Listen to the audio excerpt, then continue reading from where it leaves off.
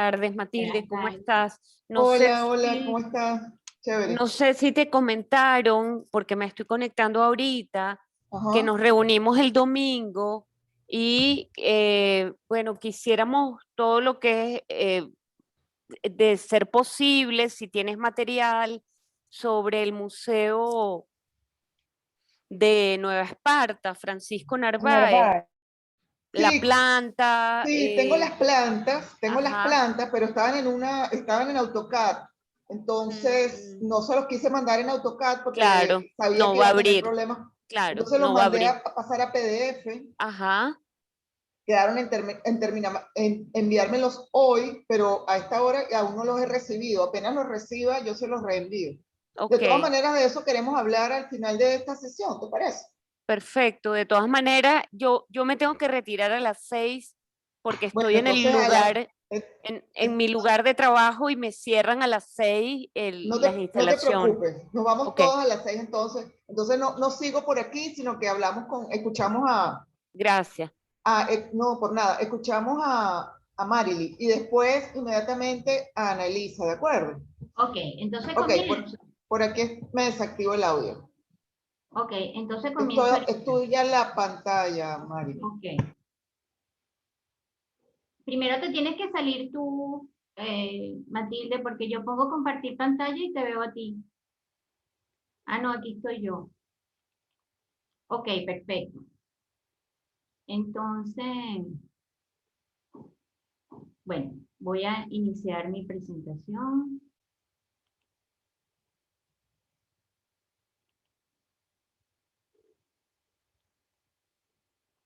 Ok.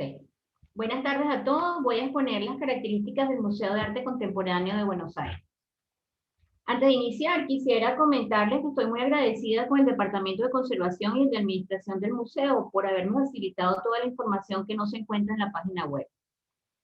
El MACBA abrió sus puertas el 1 de septiembre de 2012 en el barrio de San Telmo, al sur de la ciudad. Esta zona ha sido declarada Distrito de las Artes o Polo Sur Cultural, por incluir al Museo de Arte Moderno de la ciudad, la Feria de Antigüedades de San Telmo, iglesias y casonas que se preservan del Buenos Aires del fines del siglo XVIII. Esta es una institución privada impulsada por el coleccionista de arte contemporáneo y filántropo Aldo Rubino que ven en la lámina, con el objetivo de adquirir, conservar, investigar, comunicar y exhibir el arte contemporáneo nacional e internacional. Aldo Rubino comenzó su colección a finales de la década de los 80. Con el tiempo, nació la idea concreta de fundar un museo para albergar su creciente colección de obras. El MACBA reunió un importante patrimonio que abarca obras desde mediados del siglo XX hasta la actualidad. En noviembre del 2019 se crea la Asociación de Amigos del Museo. Las asociaciones de amigos cumplen un rol muy importante en cualquier institución museística, dado el constante déficit de recursos. Más aún, si se trata de entidades privadas como el MACBA, que no reciben aportes económicos directos y estables del Estado. La entrada del museo tiene un costo de $1.10 para niños de 3 a 10 años, estudiantes y tercera edad, y de $2.2 para adultos. También mantiene un registro del número de visitantes. Por ejemplo, en el año 2019 la institución recibió alrededor de 21.600 visitantes. El edificio del MACBA fue diseñado por el Disculpa, estudio. perdón, ¿de cuántos visitantes que no escuché? 21.600 visitantes anuales más o menos tienen. Ok, Ese dato me lo proporcionaron ellos mismos. ok. El edificio fue diseñado por el estudio de arquitectos Vila Sebastián Vila en el año 2010. Está compuesto por 7 niveles elevados y 3 subterráneos, en donde se combina el programa de salas de exposición de arte junto con los usos del espacio audiovisual y de actividades múltiples para talleres y cursos. Las salas de exposiciones temporales y de la colección permanente están integradas en todos sus niveles por una rampa que resuelve la circulación vertical del edificio. El valor distintivo que le otorga singularidad a su fachada es un frente integral vidriado de 15 por 12 metros cuadrados que comunica el conjunto de muestras y eventos que se desarrollan en sus salas con el exterior. La edificación está retirada del frente y del fondo del terreno por unos patios que permiten iluminar naturalmente el interior. Es una estructura de concreto a la vista y ocupa un área total de 1.500 metros cuadrados. Ahora vemos las estrategias museísticas. Primero, la investigación. El museo ambiciona ser un foro de reflexión y acceso a las distintas tendencias del arte contemporáneo, y en particular a la abstracción geométrica local y global. La importancia de la abstracción geométrica en la Argentina justifica la existencia de una colección que se propone contextualizar.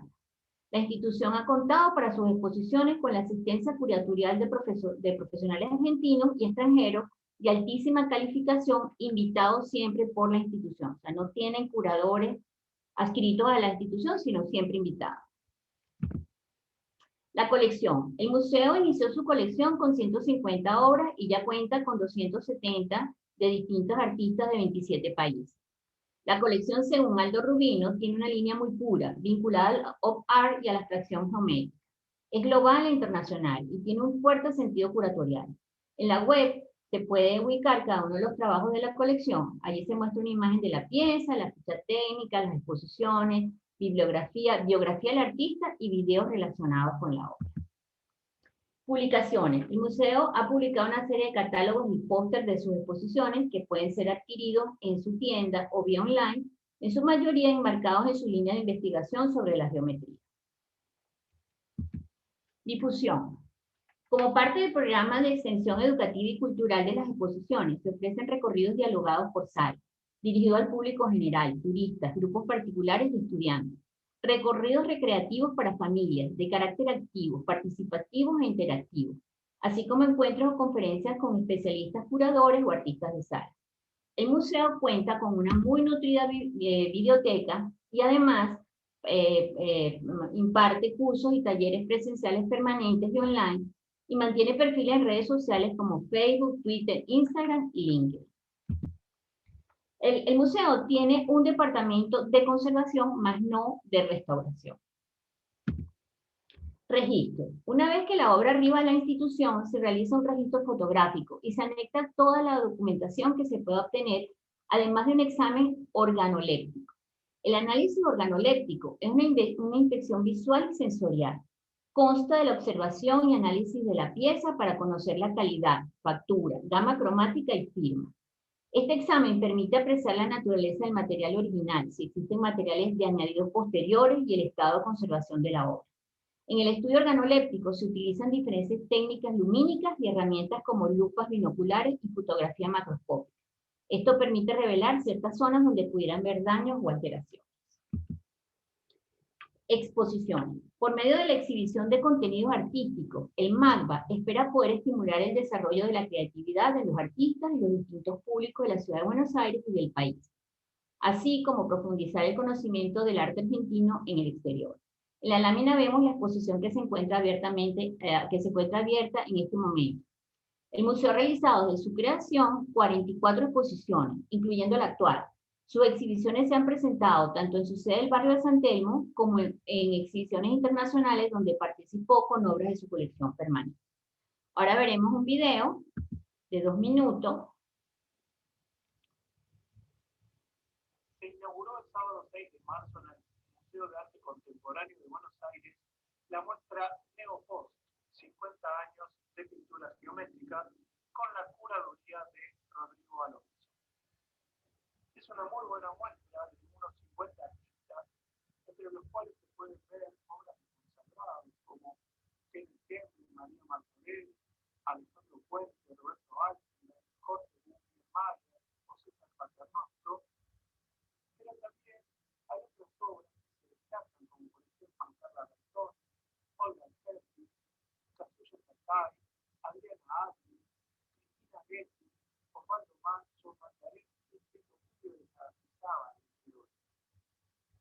La muestra ocupa las 4 plantas del museo, y si bien no se puede dejar de mencionar que hay otros grandes artistas que no figuran en la muestra de arte geométrico argentino, como por ejemplo Julio de Paz, Milena Trinidad, Eduardo Macetay, entre otros, es una importante oportunidad para poder hablar acerca del arte geométrico en Argentina.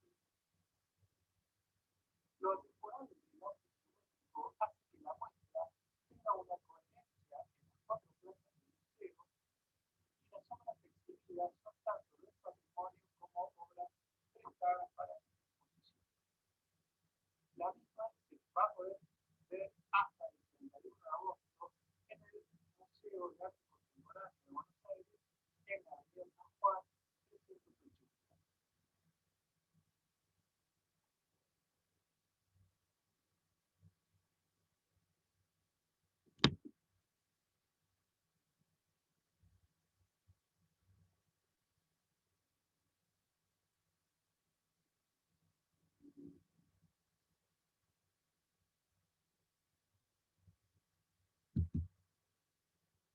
Bueno, esta fue la exposición sobre el mapa.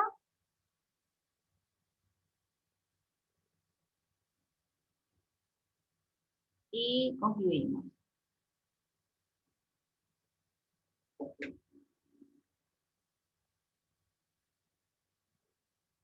Matilde. Dos cositas que te iba a comentar, Marily. Comentaste el área de la planta física, un poco para tener una idea, es que no lo Sí. escuché, un poco Sí. para tener una idea de la dimensión del edificio. Sí, El escuché museo cubre 1.500 metros cuadrados. Imagino que la suma de todas sus plantas. Creo que son de 300 metros cuadrados las plantas. sí, pareciera que es un museo en área bastante modesto. Sí. Por Muy otro bien. lado, la cantidad de visitantes también la encuentro bastante regular, es decir, 21.000 visitantes al año es en relación a una población como la de Buenos Aires, es, eh, bueno, denota poca afluencia, ¿no? Son observaciones solamente que yo Sí. creo que es interesante que nos detengamos en observar para tener ideas simplemente de los panoramas, ¿no? De cada país. Sí. Es muy poco, no es suficiente para tener el panorama general, pero bueno, colabora y... Ahora, ellos allá en Argentina tienen un departamento de censo que tiene el ingreso de todos los museos nacionales. Lo que pasa es que como este es privado, entonces Claro, yo se lo consulté a ellos y ellos me dieron ese dato. claro, eso también, ¿no? Que al ser privado, la entrada cuesta $1, o sea, eso ya de una u otra manera limita un poquito el acceso.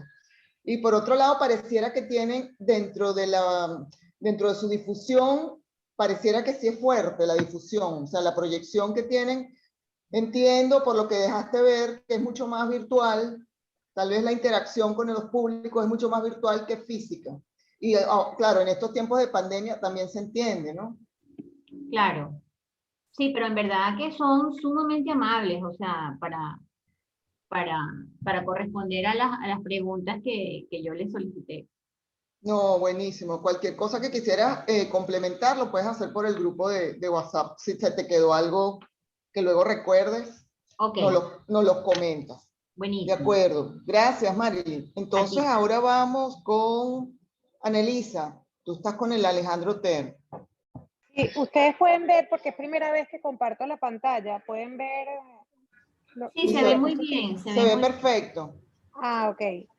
Bueno, hola, ¿cómo están? Buenas tardes. A mí me toca hablar del Museo Alejandro Otero, el cual no conozco y ahorita no estoy en Venezuela, entonces no tuve chance de visitar. También me costó mucho obtener información, la obtuve a través de un catálogo que me pasó la profesora y de conversar con un amigo que trabajó en el museo, John Lobato. Bueno, él me estuvo contando que el Museo Alejandro Otero está ubicado en el Centro Cultural La Rinconada y forma parte de ese complejo cultural. Inicialmente, déjame ver cómo, para pasar a estas diapositivas, aquí están algunos datos importantes. Bueno, puse cuando se inicia el primer hipódromo, que fue en Sabana Grande, después en El Paraíso, y en el 59, el hipódromo pasa a estar en La Rinconada y empieza a adquirir algunos cuadros, como estos dos que puse aquí, el retrato ecuestre de Carlos Corado y el Borrinquén de Arturo Michelena.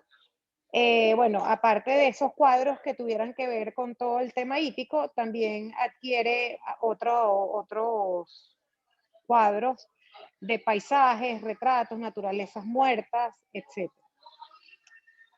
A raíz de bueno, aquí en el 1983 nace el Museo de Arte La Rinconada, que yo no veo aquí, como una idea de ampliar los servicios que prestaba el instituto. El museo nace con un perfil bastante definido, pinturas y artes gráficas producidas principalmente por artistas venezolanos entre 1959 y 1989. Y tiene dos piezas arqueológicas conocidas como petroglifos de las mayas, algunas pinturas datadas entre finales del siglo XIX, fotografías y un pequeño grupo de esculturas. Para 1990, la colección del Instituto Nacional de Hipódromos contaba con 504 piezas.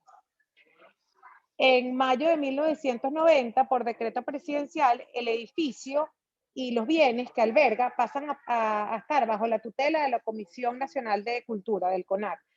Y es renombrado el museo, empieza a llamarse Museo de Artes Visuales La Rinconada. Okay. Bueno, aquí puse algunos de los cuadros que, bueno, no los voy a leer todos, o sea, de las piezas con las que contaba el museo cuando era el Instituto Nacional de Hipódromos, como ven, bueno, Héctor Poleo, Armando Reverón, Tito Sala, Francisco Narváez, Antonio Herrera Toro, Cruz Diez, tenía una fisiocromía, etc. También conseguí que este era el isotipo del museo cuando era La Rinconada, que lo hizo Leufer, se dice, Leufer, que es el esposo de Gego, que él es diseñador gráfico y hizo este isotipo. El 13 de agosto del 90 muere el artista Alejandro Otero y el 14 de agosto, por decreto presidencial, el museo pasa a llamarse Museo de Artes Visuales Alejandro Otero. Poco después, el nombre se simplifica a Museo Alejandro Otero y se reconfigura su perfil institucional. Ya no sería un museo solamente como de artes tradicionales dedicado a la pintura y escultura y demás lenguajes tradicionales, valga la redundancia, sino iba a ser un centro de investigación y difusión de arte contemporáneo, dando cabida a una serie de lenguajes como el arte conceptual, las instalaciones, el videoarte, entre otros. Aquí, o sea, lo que me dijeron fue que el Alejandro Otero, o sea, al pasar a ser el Museo Alejandro Otero, buscó siempre como que, a pesar de que estaba dedicado a arte contemporáneo, ser como algo más vanguardista, buscando como las últimas tendencias que hubiesen en el momento, que eran el videoarte. O sea, trataban de hacer exposiciones donde estuvieran o sea, donde hubieran artistas que estuvieran como con las últimas vanguardias, que eran para ese momento el videoarte. Transformación, perfil, bueno, esto es un poco lo que dije, con el paso de los años, el Museo Alejandro Otero se fue distanciando de lo que había sido el Nacional, el de Hipódromos. Esta autonomía se advierte con el giro que tomará adquiriendo nuevas piezas, o sea, como que ya no empezaron a comprar, a adquirir piezas que se alejaban de lo que habían venido comprando anteriormente. Y a partir del 94, bueno, lo que dije, el perfil, la misión empieza a ser exhibir, investigar, preservar, adquirir, difundir y fomentar no solo la obra de Alejandro Otero, sino también este arte experimental, sobre todo, bueno, venezolano y latinoamericano, que se producía a partir de los años 90, con algunos guiños en el pasado, que eran, bueno, así como el 70 y el 80, pero más que todo lo más vanguardista, lo más nuevo. En ese sentido, también me dijeron que, bueno, que las obras que habían logrado adquirir eran muchas como estas acá, que sí, Sigfrido Chacón, Ana Mendieta, Alirio Palacio, Mercedes Pardo, que era la esposa de Alejandro Otero, etc. Bueno, aquí hay otros también, Pedro Terán, Carlos Uribe. Después también el imagotipo cambió, que también lo hizo Leufer y pasó a ser este.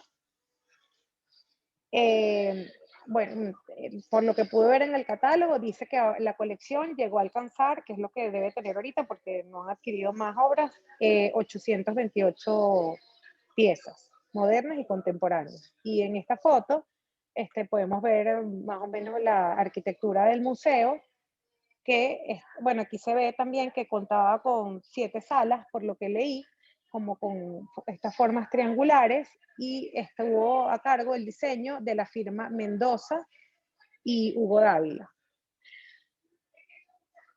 Esta es una planta de, bueno, como toda la Rinconada, pues que tiene el hipódromo y la plaza, etc.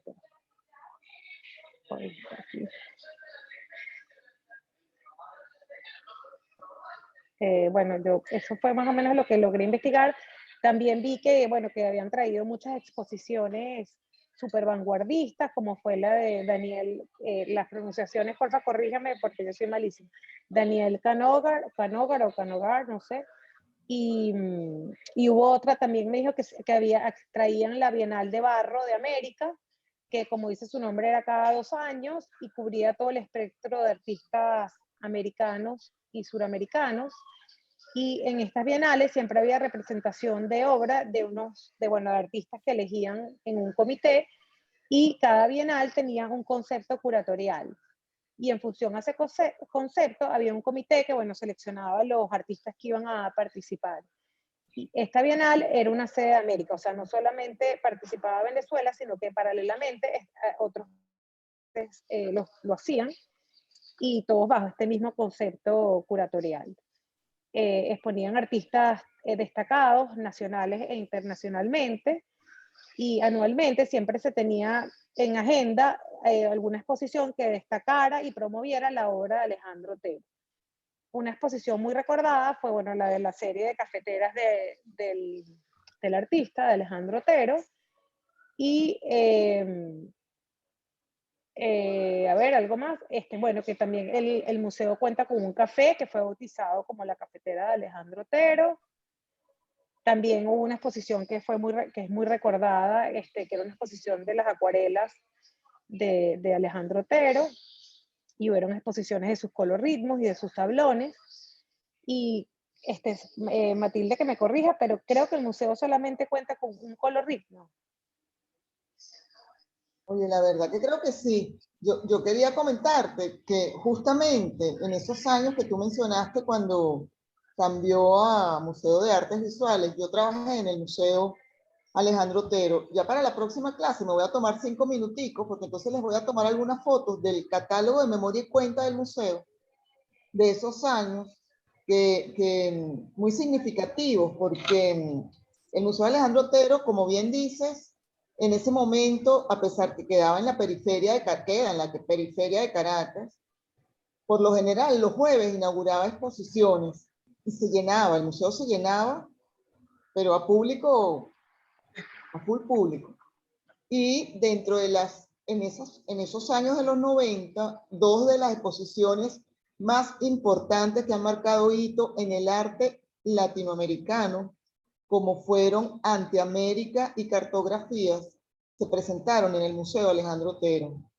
Una de ellas fue curada por Gerardo Mosquera, un curador reconocidísimo a nivel mundial, y Cartografías, en ambas participé en los montajes museográficos, y Cartografías, que la curó Ivo Mezquita, nada más y nada menos. Estoy hablando de hace, no sé, 30 años, 25 años, imagínense. Era mi incursión en el mundo museístico, de hecho. Fue el primer museo donde yo inicié estas tareas. El Museo Alejandro Otero para ese momento de verdad era un punto de referencia muy, muy importante. ¿Qué otra cosa dijiste que te iba pude leer en el catálogo que me mandaste que no sé, que han pensado en cerrarlo, porque aparentemente como que la colección que tenía el hipódromo inicialmente es acomodato, y lo demás consideran que lo podían como que repartir entre el Museo de Arte Contemporáneo y otros museos que les parecía, que a mí me parecería una locura. No conozco el museo, pero eso es así. O sea, han pensado en cerrar el Museo Alejandro Otero. Bueno, un poco por lo que comentábamos, yo tengo desactivado el video. Un poco por lo que comentábamos la semana pasada, hace 2 semanas, que ahora todos los museos forman parte de una gran fundación donde están todos, donde pareciera que todo es de todos. Un poco el lema de estas directrices político-culturales. Entonces, es probable que quieran unir, por no decir disolver, la colección inicial del Museo Alejandro Otero. Esa noticia no la sabía. Pero puede ser, no me parece coherente con las políticas que se están viendo en estos tiempos, ¿no? Pero ahora están hablando, Matilde, las últimas semanas sobre la privatización de los museos en Venezuela. Otorgar a manos privadas, vaya usted a saber. Crear fundaciones. Un poco la figura anterior. Es que era la figura sí, pero anterior. es más grave porque dentro de este régimen que se privatice el patrimonio significa que puede caer igualmente a manos de los rusos o a manos de los chinos. Sí, ese es un tema álgido y muy delicado, muy delicado. Vamos a dejarlo para el final, esas acotaciones. Sí, Ah, gravísimo, también pude gravísimo. investigar, pero no sé cómo estará eso, que ellos tenían un programa de que le daban como patrocinio a artistas, prestándole como talleres, o sea, dándole parte de sus instalaciones para que ellos trabajaran, artistas como emergentes. Sí, en esa época, sí, seguramente. El museo en esa época tenía una actividad brutal, o sea, brutal en cuanto a las actividades de extensión cultural, que así se llamaba el departamento. Incluían no solo talleres educativos infantiles, sino a todo público. El museo llegó a ser una de las sedes de las orquestas nacionales. En ese momento el ministro de Cultura era el maestro Abreu y el museo era casi que decían que uno de sus consentidos. Entonces era una de las sedes por encontrarse justamente en una zona de las parroquias más populares de Caracas, como Coche, el Valle. El maestro pensaba que era oportuno tenerlo como sede de una de las orquestas infantiles. Y efectivamente era así. Creo que los jueves o viernes en el hall este que tú mostraste del museo era el lugar de ensayo de los niños y uno veía cómo llegaban todas las familias de los barrios vecinos a las clases a los ensayos.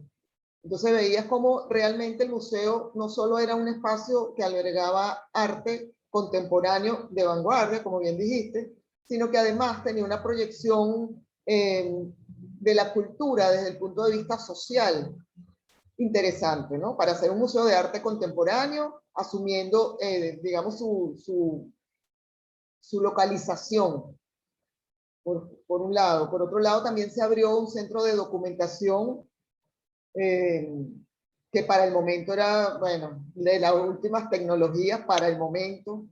Y así sucesivamente el museo fue tomando proyección y tomando cuerpo. O sea, se pensó que llegó a ser uno de los museos de Caracas, luego de la GAN y de los clásicos, el contemporáneo de Caracas y el Bellas Artes, de los museos que por lo general la gente venía a Venezuela y visitaba el Museo Alejandro Otero. Entonces, quedó pendiente, ya lo anoté aquí, para la próxima clase.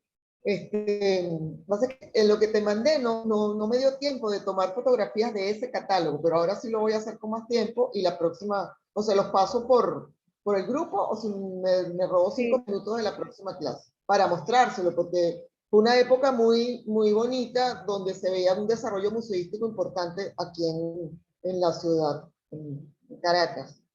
Entonces, Marianela, ¿vienes tú? Perdón, Elizabeth. ¿Quién viene? Por favor. No sé. Alguien me dijo que no, alguien me dijo que iba a exponer, pero que Yo, Elizabeth, voy a exponer, pero yo creo que hay otras personas también. Puedo exponer ahorita. ¿Ya? Es el Museo de Arte Contemporáneo de Bogotá. Un museíto chiquitico, pero interesante. Te oímos, te oímos. Vamos a darle, pues. Déjame entonces Okay. compartir pantalla aquí. Un segundo, porque es que yo tengo aquí el PowerPoint. ¿Se ve? Aún no. A ver. Ay, ¿cómo es entonces esto? Un segundo. Un segundo. Ay, ¿por qué no puedo? A ver.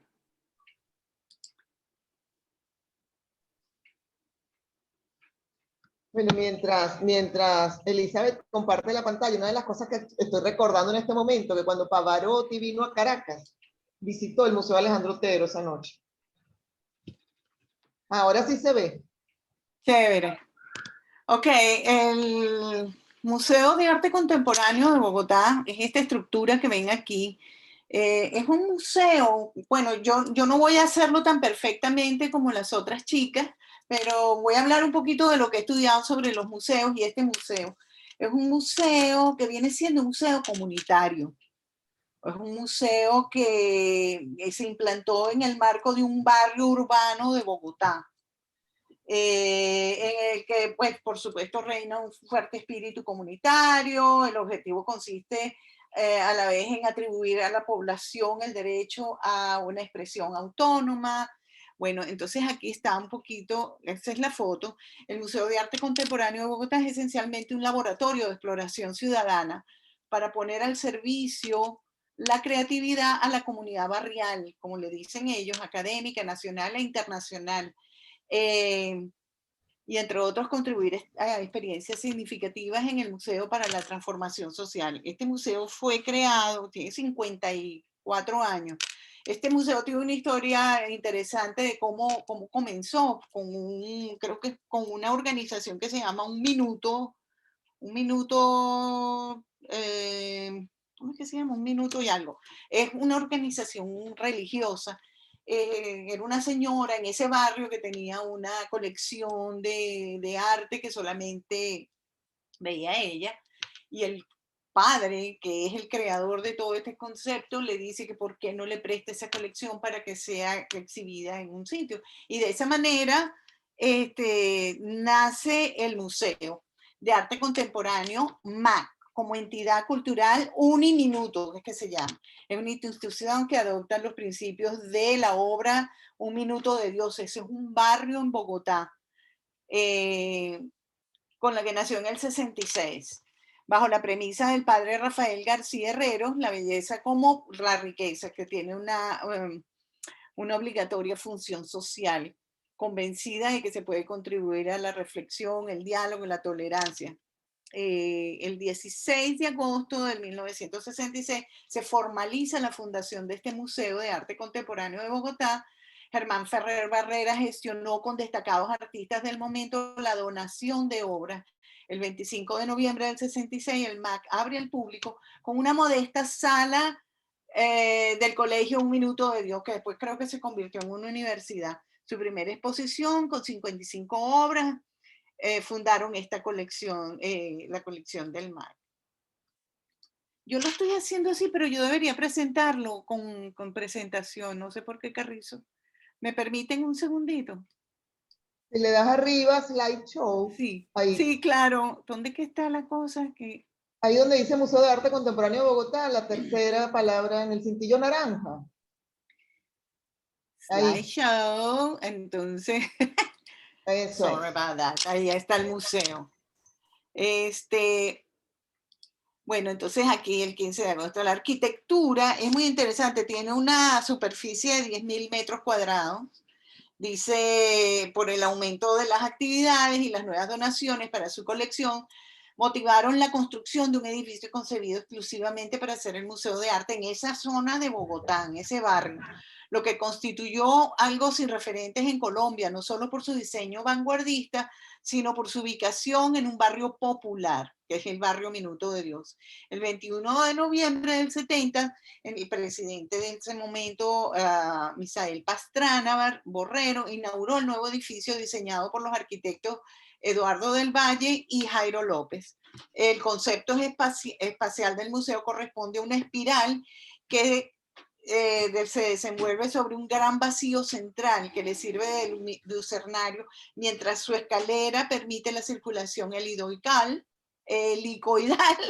por sus 3 plantas. Son 3 plantas que forman un solo volumen con un teatro para constituirse en ícono de la cultura del noroccidente de Bogotá y llevarse ese destacado premio nacional. Aquí está una foto, más o menos lo poco que pude encontrar, una foto, y que yo creo que es como un pequeño miniatura Guggenheim, que es una sala así espiral que vas bajando y viendo sí. Todas las exhibiciones. Es bien interesante y en chiquitito. Tiene una referencia al Guggenheim indiscutible. Dice aquí en términos de la arquitectura, el concepto espacial, bueno, es lo mismo, corresponde a una espiral que se desenvuelve sobre ese gran vacío. Sí. Luego, pues, por supuesto, como todo museo con ese sentido comunitario y construcción, tiene su misión, que es una entidad cultural de Un Minuto abierta al público que investiga, conserva, divulga y educa todos los procesos artísticos y culturales que se generan en la contemporaneidad a través de espacios de reflexión, diálogo y tolerancia. Es un laboratorio activo que fomenta la participación e inclusión de públicos para generar pensamiento y significado social desde la cultura que irradie y transforme las comunidades académica, barrial, local, nacional e internacional. Tiene su visión, que es también parte de toda la organización y gestión del museo. Sus valores: integración, cooperación, compromiso, responsabilidad, desarrollo, conocimiento, cambio, acceso, creemos en todo lo que es el acceso al museo, sostenibilidad, comunidad, construcción de identidad, responsabilidad histórica e inclusión. En la actualidad el MAC alberga cerca de 1.600 obras, un segundo que esto está muy grande, referentes del arte de Colombia y del mundo, un recorrido por lo más representativo de la contemporaneidad desde la segunda mitad del siglo XX a la actualidad. Asimismo cuenta con un centro de documentación de permanente consulta con más de 1.100 títulos especializados en arte. Como único museo de arte contemporáneo de la localidad de Engativá, que debe ser una comunidad en ese barrio de Bogotá. El MAC es un referente cultural que anualmente, gracias al apoyo de Uniminuto, que es esta organización religiosa, convenios, alianzas interinstitucionales, realiza numerosas exposiciones, conciertos, conversatorios, talleres y acciones performáticas, entre otras actividades que lo constituyen como un escenario activo en la exhibición, difusión y comunicación de diferentes prácticas artísticas y culturales contemporáneas, a través de las cuales tiene como prioridad la participación e inclusión de diversos públicos a un laboratorio que fomenta la cultura con significado social. Justamente yo quería, aquí pongo en la segunda, en la última lámina que voy a compartir. ¿Cómo me salgo de este compartir aquí? Quiero compartirles otra cosa. Aquí, quiero compartirles aquí. Esta es la página del museo. Lo que les quería compartir es esto bien interesante que tienen ellos, que se llama informe de gestión, que por ser un museo tan pequeñito tiene una interesante plataforma digital y tiene este excelente, ¿lo están viendo? Hello. Sí, sí se ve perfecto. Sí, lo vemos, sí lo vemos. Sí, sí se ve, sí se ve. Ok, déjame ver si esto lo puedo subir. Aquí está el informe de gestión del 2019. Me pareció interesante esto porque en este informe de gestión, ellos, aquí está su director, ellos presentan cuál ha sido la actividad del museo en cada año. Esto fue antes de la pandemia justamente, y lo hacen cada año, cada temporada de cuando se celebra el Día del Museo, que fue en estos días que lo pusiste, Matilde, la celebración. Entonces, bueno, aquí tú ves los valores, integración, cooperación, compromiso, este mapa estratégico de todos los departamentos que tiene el museo, que nosotros estamos trabajando justamente en este momento con lo del Museo Francisco Narváez, y me pareció interesante el equipo del MAC, lo que se encarga la dirección, todas las curadurías, proyecto de tesis, que es un proyecto que incluyó este museo y tiene ya varias, ¿cómo se diría? Varios proyectos de este proyecto de tesis.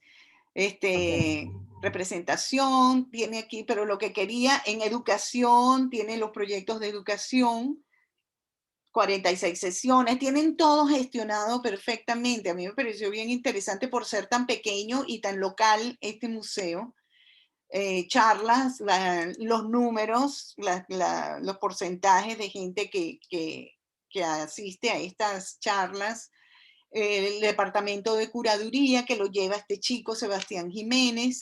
Entonces, algunas de las exhibiciones Aquí se ve bien en la foto de la derecha las escaleras y la parte espiral. Luego, comunicaciones. Me parece muy interesante esto porque aquí se ve en gráfico la cantidad de visitantes por los medios digitales, porque se tuvo que convertir al digital después. Ya habían comenzado, pero se convirtió el año pasado con la pandemia muchísimo más por las visitas, ya no se podía ir. Facebook, tienen en Instagram todos los números de publicaciones, seguidores, lo puedes ver allí. En WordPress, en ISU, que es este catálogo súper interesante que deberíamos pensarlo incluso para nuestro proyecto del Museo Francisco Narváez, que me encanta, por esta plataforma de ISU. Medios de comunicación, prensa, radio, TV, todo lo que hicieron en el año. Esto es como gestión, por eso lo puse. Productos comunicativos, lo que habíamos hablado en otra clase, que era la recepción de atención al público. Por supuesto, el año pasado se tuvieron que volcar a lo digital, pero en este caso, aquí, fíjate la cantidad de visitantes que tuvieron en el año 2019 en comparación con el Museo del Malva que conversó, que presentó Marily. 10.051 visitantes en todo el año, supongo que en esa localidad, en Bogotá.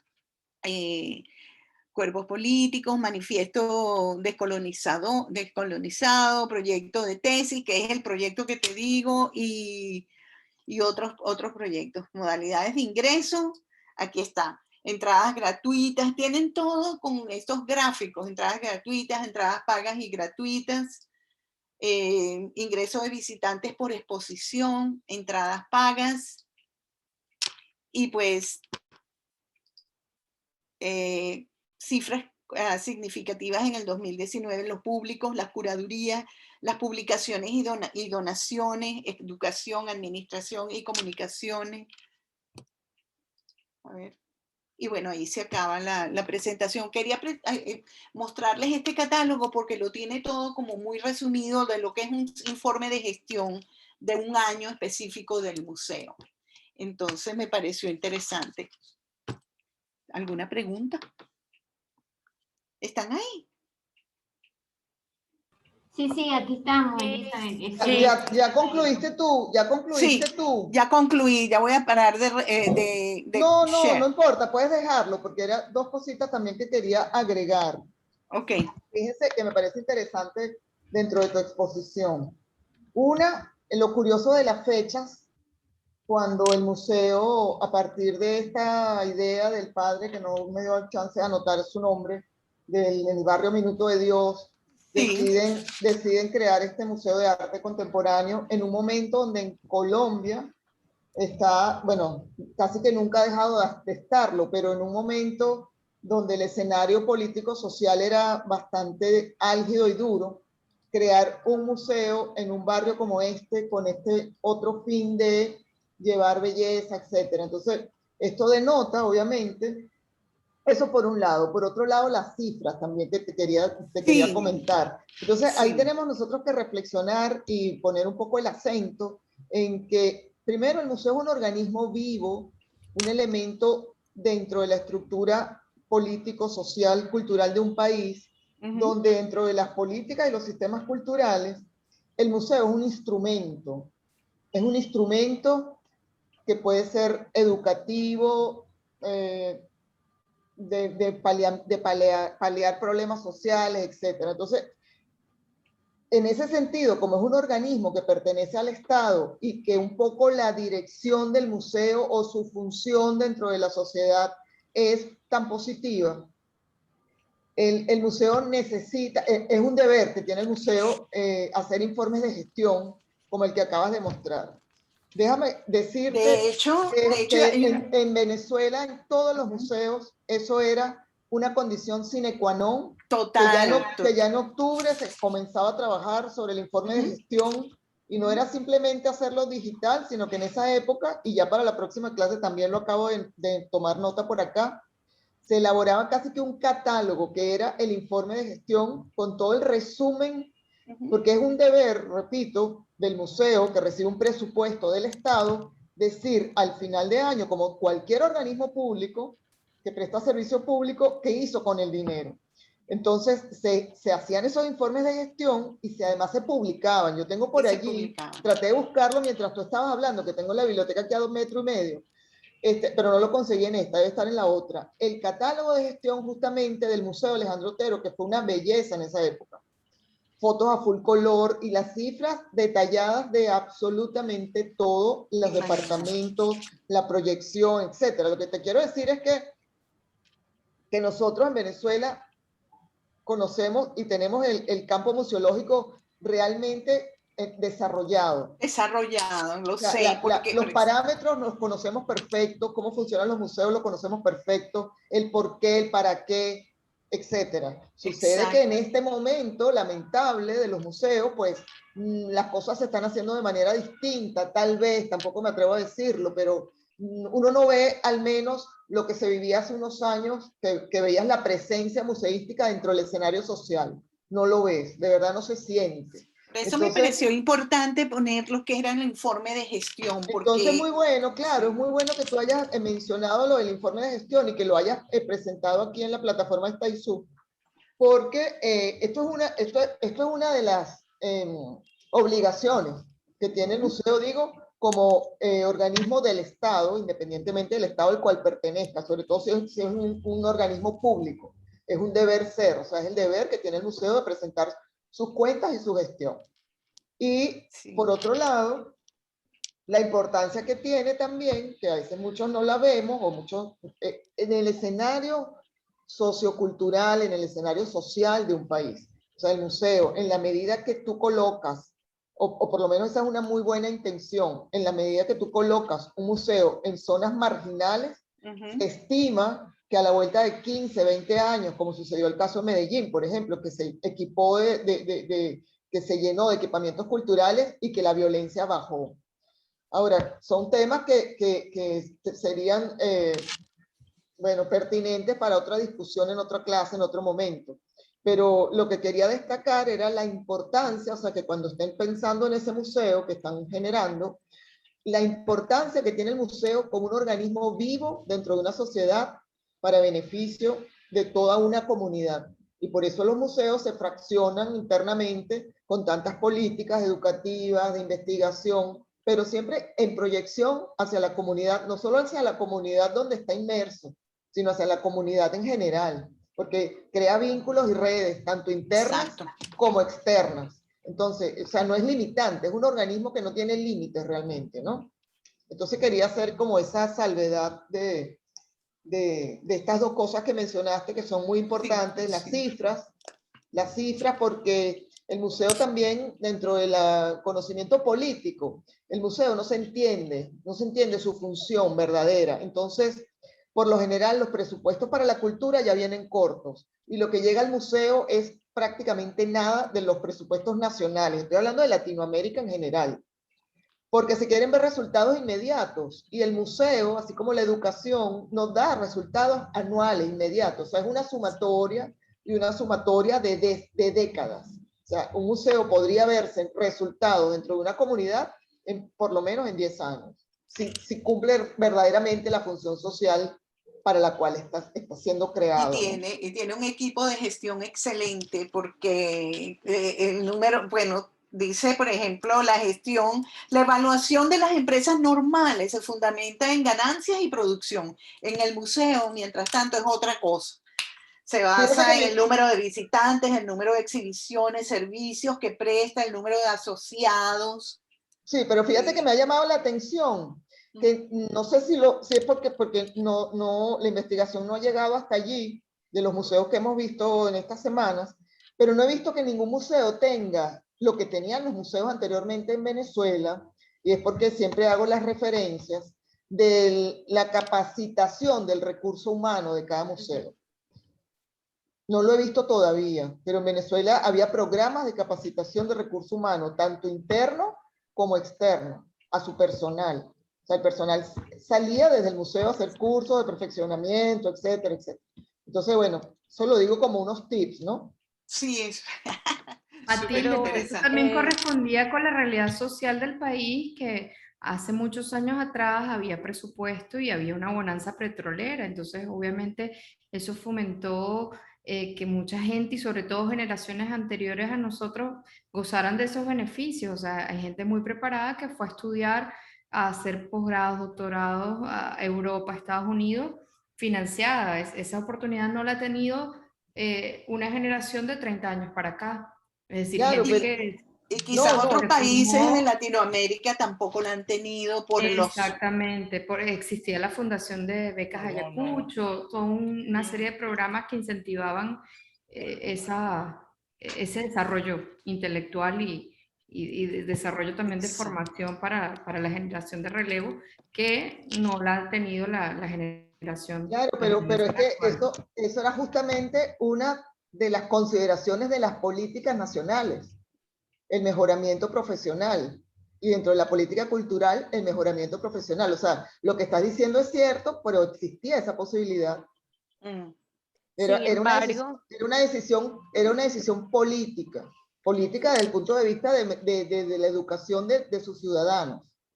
Ya hoy en sin, día eso no se trataba de una renta petrolera, porque había también el sistema de intercambio con otras instituciones, etcétera, ¿sabes?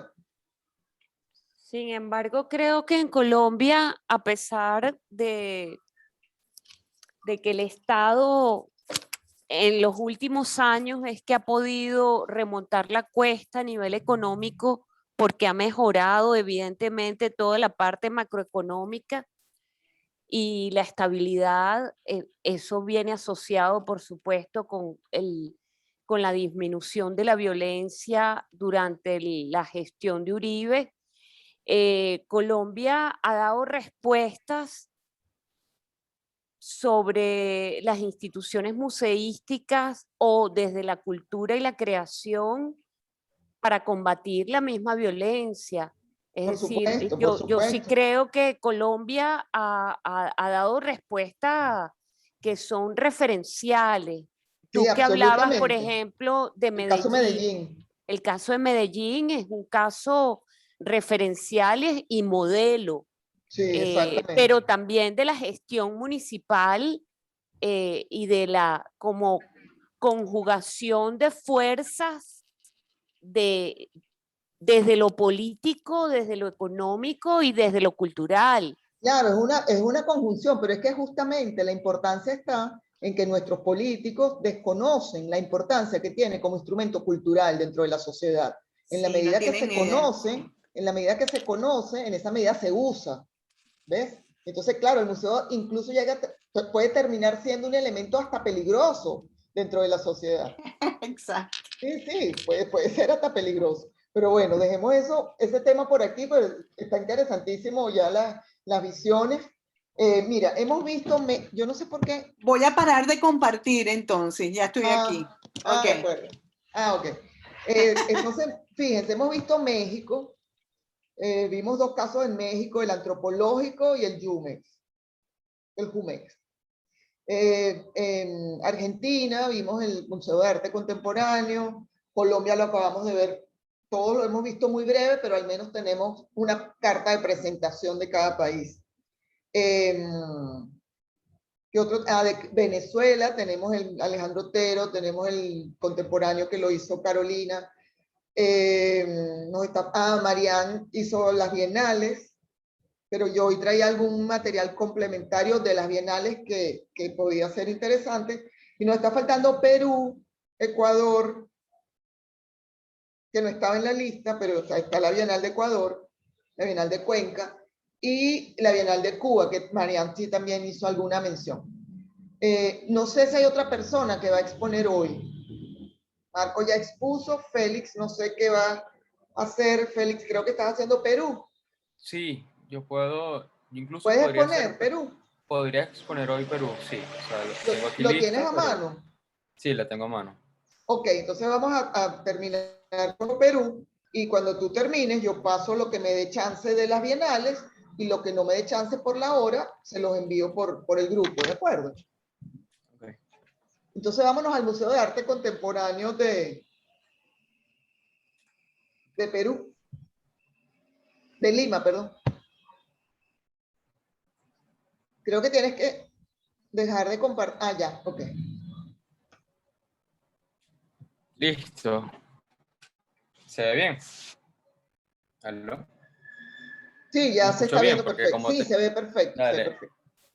No pongo cámara porque como tengo una conexión más o menos inestable, creo que así aseguro por ejemplo, por lo menos el audio.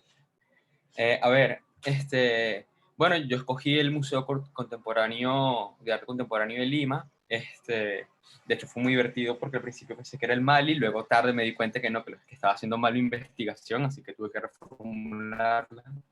El Museo de Arte Contemporáneo de Lima es un museo que en verdad no conocía para nada, salvo por uno que otro renombre a partir de mi trabajo, ¿no? Que yo trabajo en una galería de arte. Que en un momento unos artistas de la galería participaron en una muestra colectiva el año pasado, de hecho, justo antes del inicio de la pandemia, perdón, de la cuarentena en general, que de hecho más adelante pasaré por ahí.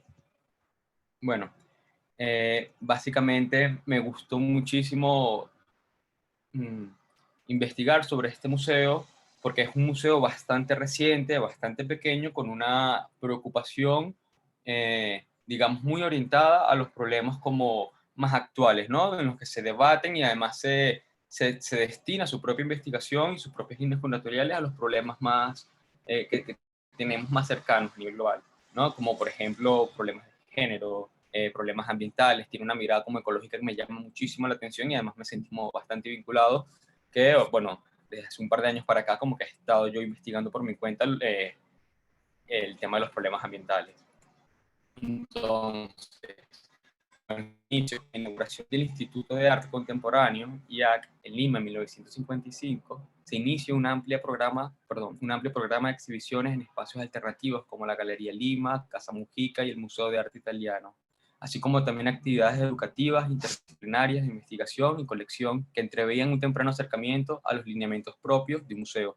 Este proyecto se concretará en el 2013 con la apertura del Museo de Arte Contemporáneo de Lima sobre la laguna del Distrito Barranco, que además el espacio, entiendo, es concedido por el propio Municipado de Barranco.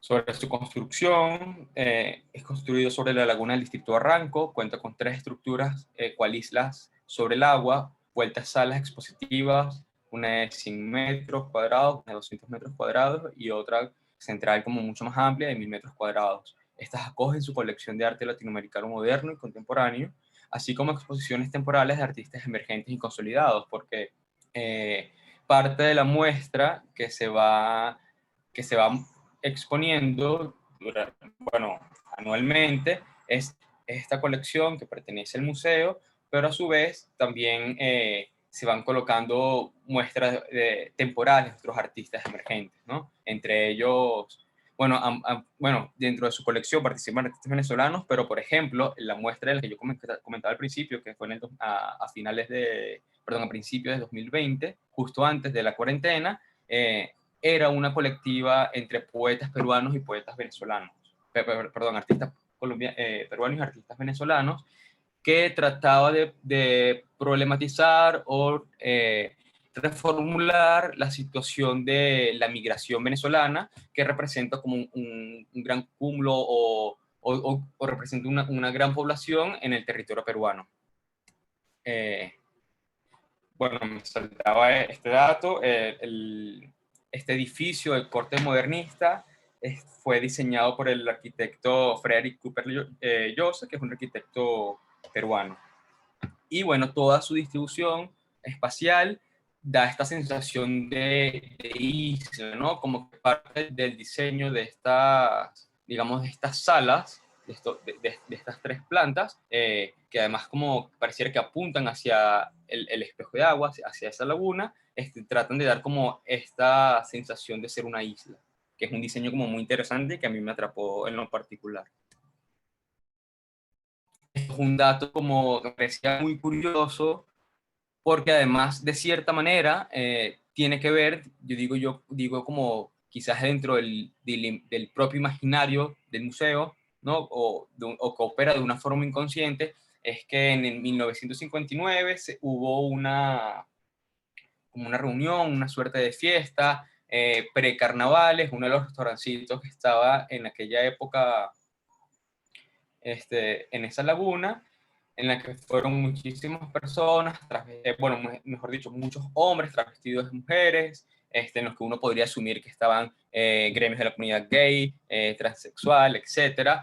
Y bueno, bailaron, festejaron, hasta que la policía llegó y bueno, de cierta manera persiguió a estos hombres que estaban bailando en esta laguna, y fue como un gran escándalo para la sociedad del momento, porque se apresó al que aparentemente organizó como que todo este evento en el que, bueno, se le daba de cierta manera, y además de festejo, visibilidad a gremios, por ejemplo, de la comunidad gay, transexual, etcétera. Y que bueno, yo decía que es un dato muy curioso, porque dentro de sus propias líneas de investigación está está el debatir y quizás visibilizar los problemas de género, los problemas de identidad, etcétera, que son muy propios de nuestra contemporaneidad. Bueno, su visión es ser una institución cultural sostenible, articulada con su entorno urbano y con las sensibilidades y debates de su tiempo, con la comunidad artística y abierta a públicos diversos. Ser referente regional como centro generador de experiencias y saberes en torno a prácticas artísticas contemporáneas, que además, muy interesante, yo casi toda la información la saqué de la página web, que es una página web además, no sé, es como muy atractiva, muy linda, muy fácil de manejar, de encontrarse, de revisar exposiciones, etc. Creo que casi todos los espacios están escritos en un lenguaje inclusivo, no utilizando el ES, la E como tal, pero sí la X. Entonces, ya forma parte de su propia estética, ¿no? De o los propios contornos en los que se trata de definir, bueno, y tratan de realizar la visión y la misión del propio museo. En la misión, a través de programas expositivos, culturales y educativos, la gestión de su colección y las actividades de espacios, el MAC Lima genera experiencias y saberes en torno a prácticas artísticas contemporáneas que promueven la participación, el pensamiento crítico y el disfrute y la creación. Entonces, sobre sus líneas curatoriales, que es lo que vengo tratando de explicar o que vengo asomando, ¿no? Las expresiones del MAC Lima responden a las sensibilidades, prácticas, saberes e inquietudes de nuestros tiempos, tal como la identidad de género, la inclusión, la ecología, la tecnología. De hecho, voy a mostrar, bueno, muy brevemente, un ejemplo de las exposiciones recientes, uno que me llama muchísimo la atención, que tiene que ver con la ecología, por ejemplo, ya que uno podría pensar que el tema de la identidad de género y la inclusión estamos ya como quizás sobrecargados a partir de las redes sociales, por ejemplo. A través de ellas, el museo busca visibilizar y reconocer artistas emergentes y consolidados, respaldar iniciativas que articulan arte, ciencia y tecnología, y escaparse de las salas de exposición con proyectos de graffiti, pintura, mural e instalaciones en exteriores, como se ve en el caso de la imagen de EDG. Félix, una pregunta. Dígame. Cuando tú hablas de líneas curatoriales, ¿es con personal propio del museo o con personal invitado al museo? Ahí yo tengo mi duda, porque entiendo que de las dos partes, o sea, a ver, parte de la colección en sí del museo, que de hecho el museo protege la colección del IAC, ella se va exponiendo, bueno, todos los años se expone una parte de la colección, pero se va rotando, no siempre es la misma, y ahí también se van como revisando, a partir de las líneas curatoriales, la forma de exponer, pero también habiendo tantos artistas invitados, ¿no? Además, como que tiene una gran proyección internacional, aquí es donde entraba mi duda. Yo entiendo que participan otros curadores que no son propios del museo, pero de eso sí no estoy seguro. Sí, no, la línea curatorial se ve evidentemente muy clara, pero deben ser coproducciones, pues, por llamarlo de alguna forma. Sí, porque, o sea, bueno, al menos en las distintas exposiciones que revisé, a pesar de que evidentemente, por más que un curador haga varias, trabaje en distintas exposiciones, no van a ser las mismas, yo creo que sí se nota una gran diferencia, o sea, como, bueno, no sé, al menos en las fotos de salas, en los montajes que uno a los que uno puede asomarse, creo que se nota muchísimos modos de mirar las propuestas que al menos que quedan registradas. eso era lo que a mí me hacía pensar que sí, que había como una coproducción entre curadores que no eran propiamente del museo como tal, pero no, en verdad no tenía como, era solo una intuición, no tenía una respuesta como con certeza. ¿Sí? Continúo. Sí, sí, ok. Bueno, la colección desde 1955, que es lo que trataba de explicar, el IAC fue nutriendo y acrecentando una colección conformada por obras de grandes artistas peruanos y latinoamericanos, que habrían de llegar a la misma a través de exposiciones, donaciones, subastas y préstamos. Bueno, en principio tiene esta gran colección de exponentes peruanos, pero poco a poco se fueron como incorporando otros de Latinoamérica, y entre ellos hay algunos venezolanos como, bueno, que bastante conocidos, ¿no? Carlos Cruz Diez, Jesús Soto, ¿no? Saltan a la vista, y yo, bueno, más o menos como un juego de trampa, colocaba esta imagen de una obra de Osvaldo Vigas, pero no colocaba el nombre. Porque bueno, me gustaba más esta imagen y pensaba que ya era suficiente con la imagen de la obra. Pero sí, ya ellos forman parte, por ejemplo, estos artistas de la colección en sí. En las exposiciones recientes, bueno, en verdad había como que hay demasiadas aristas que toma el museo, y yo traté, bueno, de resumirlo para tratar de poder expresarlo lo más conciso posible en estos 10 minutos. Busqué por lo menos centrarme en 3 muestras, 2 de estas, la que se titula De Voz a Voz de Perú y Desbosque Desenterrando Señales, están todavía expuestas actualmente. La primera es muy interesante, fue como una propuesta de, ¿cómo explicarlo? Que se articularan, se reunió a 21 artistas peruanos, y que a ver, que el plan consistía en que a partir con la ayuda del periódico y la ayuda de Movistar, estos 21 artistas peruanos iban a dar cuenta de unas obras, o en el periódico iban a salir unas impresiones semanales hablando de sus obras, durante 21 semanas que duraba como este proyecto. Luego de que salgan todas estas impresiones, ¿no? que fue a partir del diario, se montó la colectiva, que todavía se mantiene y que, bueno, uno por lo menos puede acceder a las vistas de sala, ¿no? Que es lo que yo estaba como disfrutando mientras hacía la investigación. Y en otra de las partes del museo está montada esta que se llama Desbosques, Desenterrando Señales, y que tiene que ver, esta también es un trabajo de varios artistas, pero que están como monitoreando, es una instalación en la que transmiten, de hecho, el proceso de deforestación de uno de los bosques peruanos. Entonces, como, bueno, de nuevo esta idea de estos intereses del propio museo por visibilizar o evidenciar los problemas como más actuales, sean, bueno, por ejemplo, en el caso de la de Voz a Voz a Perú, todas las obras tenían que ver o eran obras realizadas durante la pandemia o directamente relacionadas con el COVID, por ejemplo. Y esta, bueno, que con todo este problema de las deforestaciones y el problema ambiental, ellos de nuevo sacan, ¿no? O buscan mantener su propia línea de investigación a partir de, digamos, como estas propuestas curatoriales.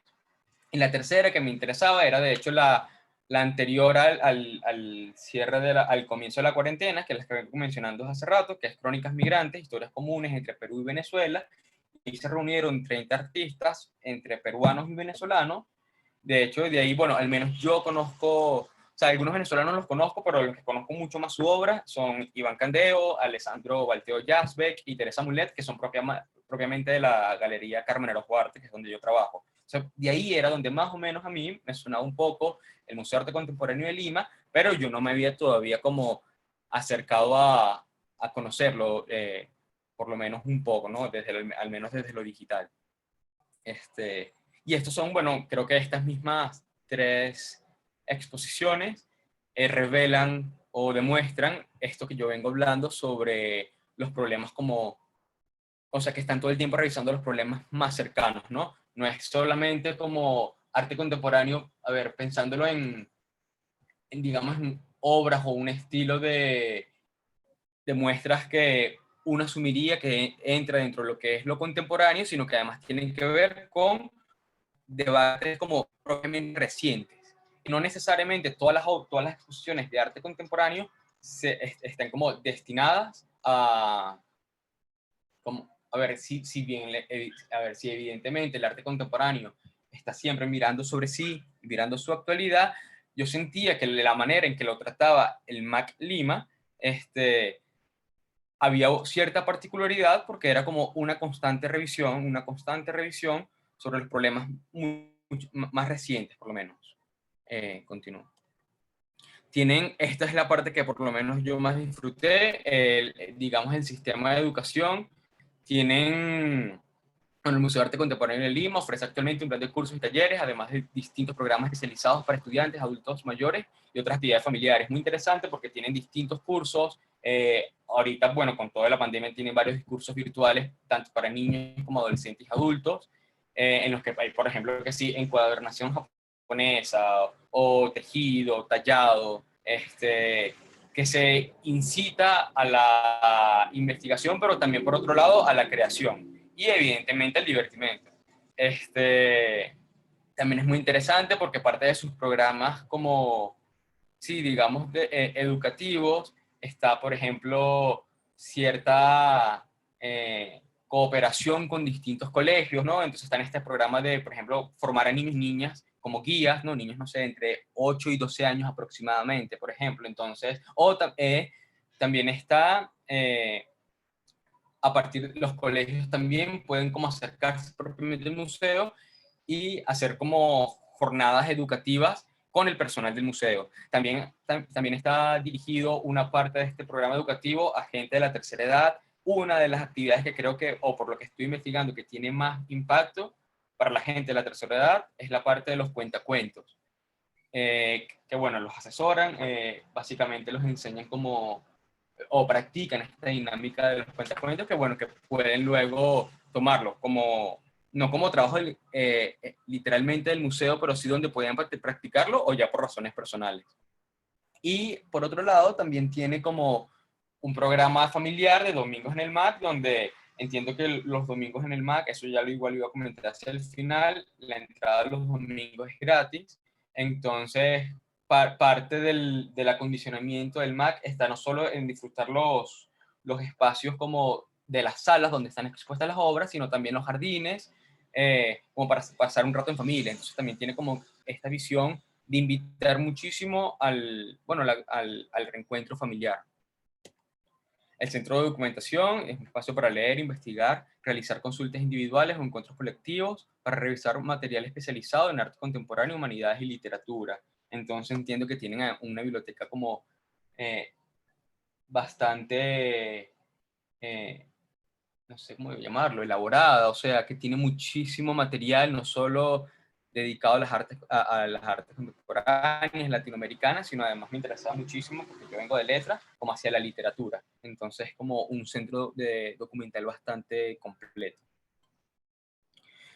Bueno, en las publicaciones yo solo coloqué la revista El Cubo Abierto, que busca abrir las paredes del MAC Lima para expandir sus colaboraciones y contenido más allá del terreno que ocupa su edificio en Barranco. La publicación retoma el nombre de la exposición de Mata, que el Instituto de Arte Contemporáneo organizó en 1966 para celebrar sus primeros 10 años de funcionamiento. Ese es el título que toma como tal esta revista. Este ya es su tercer número, el de la imagen que coloco acá.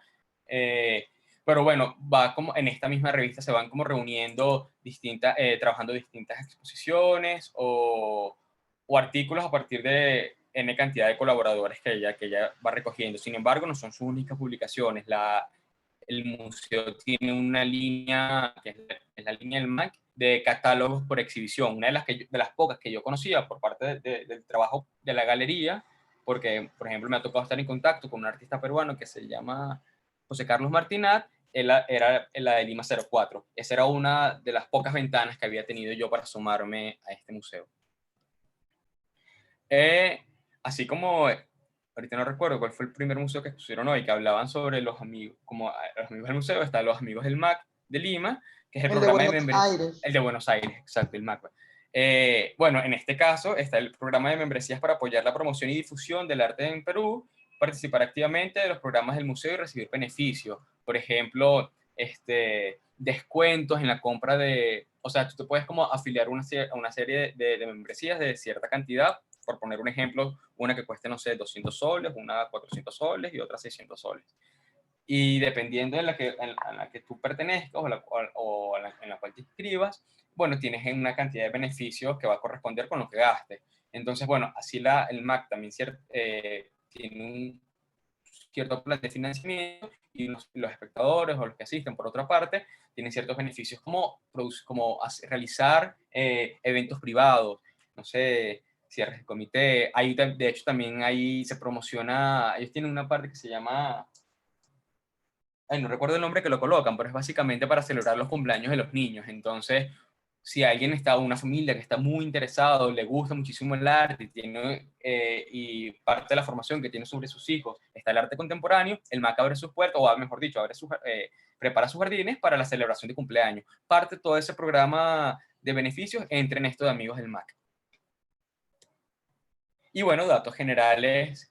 Está este horario de apertura que está de martes a domingo de 3 a 7. El costo de la entrada va variando, porque como tienen toda esta visión también educativa, va variando entre 12 soles a 0, como los domingos, por ejemplo. Entonces, por ejemplo, si eres un niño entre 5 y 8 años, tu entrada cuesta 5 soles, pero si eres un niño extranjero, un estudiante extranjero con carnet, puede costar 10 soles, entonces va variando, se va ajustando, pero no es nada costoso. De hecho, 12 soles, para que tengan una idea, creo que equivale como a $3.5 aproximadamente, 3.4 o algo así es. Y aquí está lo que comentaba, los servicios adicionales como la cafetería, el cumplearte y este tipo de eventos privados que, bueno, que se pueden organizar según las membresías. Eso es todo. Ya con esta es tu última lámina, Félix. Sí. Ok. Voy a dejar de compartir. Fíjate, gracias, Félix. Súper bien. Quería agregar dos cositas también sobre esto de las líneas curatoriales, un poco el perfil que tiene el Museo de Arte Contemporáneo de Lima. Una cosa que se diferencia, no sé, lo encuentro así, no sé a ustedes qué les parece. Se diferencia o lo ha hecho un poco sui generis, son las temáticas que aborda, muy de actualidad, por un lado. Y por otro lado, pareciera que se desprende de alguna manera de esta parte dentro del arte contemporáneo, entre las visiones y los caminos, por llamarlo, del arte contemporáneo, de lo objetual para ser un poco más contextual. Yo quisiera que le dieran una miradita, estaba tratando también de conseguirlo, pero no lo tengo a mano, al libro de Paul Arden, filósofo francés, que se refiere al arte contextual. Entonces pareciera que el Museo de Arte de Lima está enmarcado, se enmarca mucho dentro de esta visión no que desiste de hacer exposiciones materiales, pero sí a través de las exposiciones materiales de los objetos, llevarlo más a su contexto inmediato. Entonces es interesante la visión de Paul Arden sobre el arte contextual, que se había olvidado, que se los quería referir. Sí, profe. De hecho, es que lo que pasa es que yo me estaba como metiendo en camisas de 11 varas porque no lograba articularlo, pero eso era un poco a lo que me refería con este tema de la línea curatorial y lo que me refería con las obras que se suelen exponer dentro de espacios que visibilicen el arte contemporáneo, porque sentía que, creo que ahí se articula mejor, como que la mayoría de sus muestras o el grueso de sus muestras están orientados como a un contexto inmediato, que no necesariamente todos los espacios en que muestra el arte contemporáneo, por más que el arte contemporáneo evidencie problemas de la actualidad, no necesariamente sea así, aunque, por ejemplo, ahorita hablo de la galería porque es el lugar en el que trabajo, evidentemente se queda corto con la magnitud de un museo como este. Por ejemplo, no se ve ahorita en la muestra de hoy un problema, digamos, de un contexto tan inmediato como si sucede en todas las exposiciones, al menos más recientes, que vienen en este museo. Como que creo que de ahí yo sentí esta visión que era como demasiado inmediato con lo que sí va ocurriendo en la actualidad constantemente.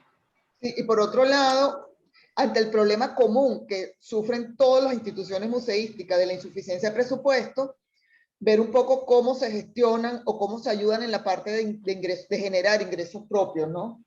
Sí. Y otra cosita, dentro de lo que mencionas de las actividades que hace el Museo de Arte Contemporáneo, los invito también a que se revisen, por ejemplo, la página del MoMA. Se escapa del continente latinoamericano, obviamente el Museo de Arte Moderno de Nueva York, pero que de allí, como estrategia museística, todo lo que es la parte de programa educativo y social, es como una referencia donde se han adosado muchas de las actividades de los museos de arte contemporáneo.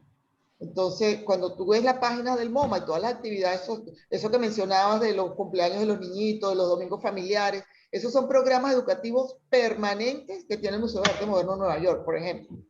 Entonces, allí empezamos a ver cómo los museos de arte contemporáneo se han dado cuenta que no solamente se trata de la parte expositiva, sino de la relación con el contexto inmediato donde él se encuentra inmerso, ¿no?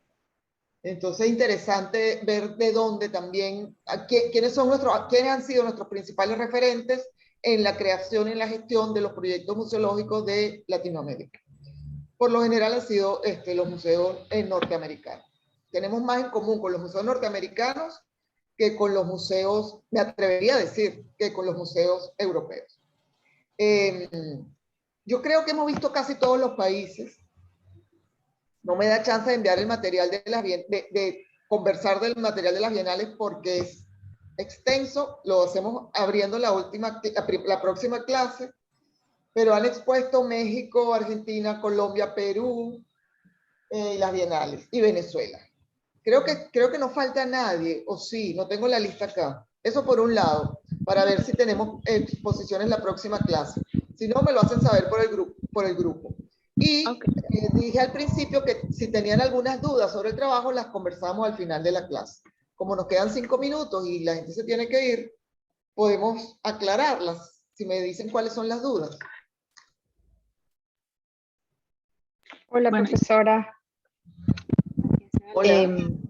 Sí, no, queríamos tener una información, lo que dijo Marianela al comienzo, la información de la planta del trabajo, pero yo creo que más o menos ya nos repartimos un poco cómo vamos a organizarlo y vamos incluso a contactar a un profesor del diplomado, que es Gabriel Guevara Jurado, que creo que está trabajando Él está en Por la Mar ahora, con lo del Museo Narváez también. Sí, y también pude ver, y aprovecho y se lo digo al resto de los compañeros, por el Instagram del museo, hay como bastante información que están compartiendo últimamente.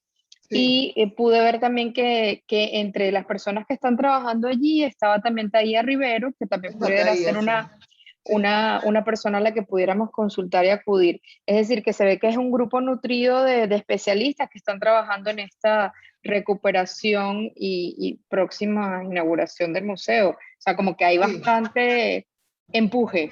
Hay una apuesta en positivo porque el museo se pueda recuperar y se convierta en un instrumento de potencial hasta turístico dentro de la isla, ¿no? Sí, y entonces, bueno, que revisemos los compañeros el Instagram del museo, que no lo sabíamos que existía la clase, cuando nos reunimos nosotros el fin de semana, el domingo, no sabíamos que de pronto estaba tan activo esa forma de comunicación.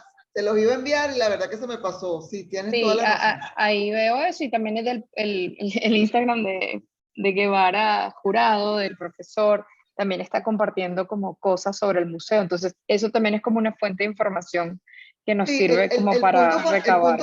El punto con el Narváez, no quisiera se escogen el Narváez, o les sugiero. No, ya lo escogimos. Por eso, que ellos pareciera que van a arrancar solamente con la colección de Francisco Narváez. Esto, como es un ejercicio de diseño de proyecto, aquí no tendríamos que tener limitantes en ese sentido. Es decir, la intención es volarnos el cerebro. Y a partir de un museo que tiene una colección propia de un artista venezolano, etcétera, etcétera, etcétera, se pueden hacer muchas cosas, como lo que les comenté yo al principio cuando le mostré lo del Museo Mateo Manaure de Maturín, ¿recuerdan? Que no solo se dedicaba a la obra y estudio y proyección del artista como tal, sino que tenía muchas otras visiones.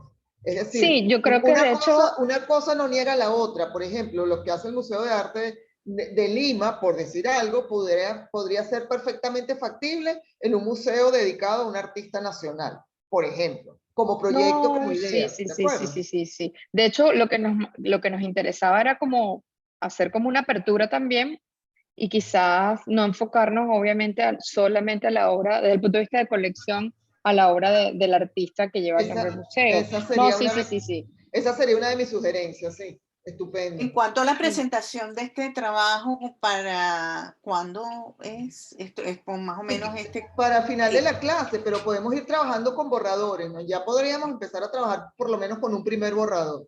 Ya de aquí en adelante no hay muchas más actividades que le Ok. vayan a ocupar más tiempo, sino dedicarnos a esto y bueno, y atender un poco la segunda parte del contenido que ya viene más enfocado hacia el mercado del arte global, ¿no? Ok, De acuerdo. sí. Ok, entonces, oye, gracias, las exposiciones estuvieron todas estupendas. Gracias por el tiempo, gracias a todos. Creo que son ya las 6, tengo las 6:02. Y cualquier cosa, seguimos por el grupo. Sí. Entiendo que no queda nadie pendiente por exponer. Yo quedo pendiente, profe, no sé si falta Fabiola, ¿no? Fabiola. Pamela y sí, creo que Fabiola tampoco ha expuesto, pero Pamela, exacto, Sala Mendoza, pues, exacto. Entonces, para la próxima clase exponemos las 3, ¿de acuerdo? Y Alberto, ¿verdad? Yo no escuchaba Morreo, ¿o sí? Sí, yo creo que, bueno, que ¿Él tengo aquí. expuso? Yo Tengo tampoco aquí me un acuerdo, ¿no? No, dice, dice, yo tampoco he expuesto. Tengo que revisar la lista. No la tengo aquí, la tengo justo en la compu y no puedo revisarla ahorita. Ok, entonces la próxima clase exponemos todos. yo estaba pensando en exponer el Museo de Arte Contemporáneo de Montevideo, que no tengo idea, no lo conozco y se me ocurrió que podría ser ese. O de repente, bueno, con el material que usted pase de la Bienal, de las Bienales, tal vez pueda hacer alguna Bienal. Le comento por WhatsApp. Sí, también Brasil. Yo te digo porque estamos tomando casos referentes no digo que lo de Montevideo no sea importante, pero no se ha caracterizado precisamente como un referente museístico en Latinoamérica. Pero sería interesante de pronto ver por qué. Ok. Ok. Bueno, le escribo al WhatsApp. Profesor, así como comentario, es curioso ver cómo la figura siempre como de alguien que funda el museo, el coleccionista, Jumex, el padre este De o Colombia. Sofía Inver, Sí. exactamente, el de Colombia, Sofía Inver, siempre está el mismo Peggy Guggenheim, o sea, siempre hay como una figura fuerte que es como, bueno, el motor un poco de las instituciones, para que arranquen las instituciones. También. Muchos museos han Entre otras sido cosas. por decreto de estados, Sí. la gran mayoría, pero también existe afortunadamente esos seres humanos que liderizan, ¿no? Este tipo de proyectos.